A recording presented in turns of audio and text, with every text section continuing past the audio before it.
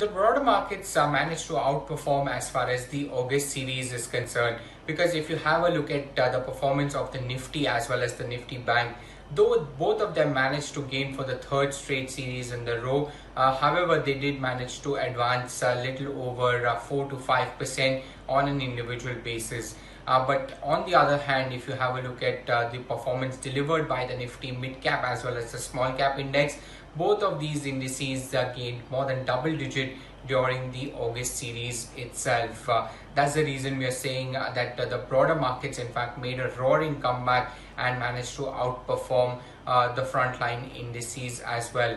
Also, if you have a look at the rollover picture, that was more or less in line with the long-term average as well, with both the Nifty as well as the Nifty Bank getting rolled over as much as 80%, which was in line with the 3-month average of about 77 to 79% that we have seen.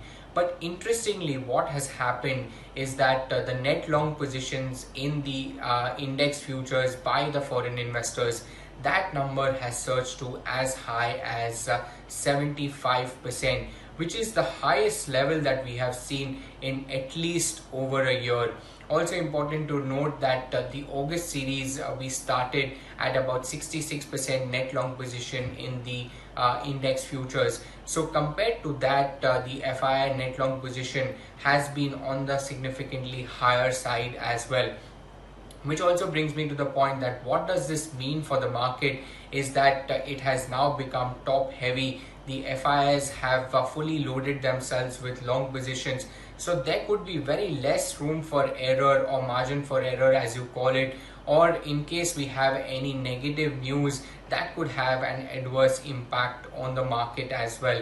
But just to give you a sense of how historically the market has behaved when the FII net long position has crossed above the 75 mark. Since 2012, there have been multiple instances where we have exceeded this particular number, and the corresponding move on the Nifty has been on the downside, with the average decline on the Nifty being about 8 to 9% over the next few months. In fact, there have been 3 such years where the Nifty has managed to decline double digit as well. Let me just highlight those instances also for you. So in 2012, when the FII net long was 81%, over the next few months, the Nifty declined as much as 13.5%. In 2013, once again, the FII positioning was 87% and the corresponding down move on the Nifty was as high as 9%. Similar was the case in 2014 as well, where the Nifty declined 5%. In 2015, the Nifty declined 7% when the FII net long position exceeded 90%. And you had 2016 once again 92% on the FII long positions, and the Nifty managed to decline 11% over the next few months.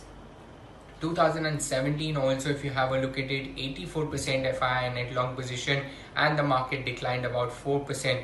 This was one of those years where every decline was in fact bought into, and there was not much drawdown that we got in the entire duration of the year.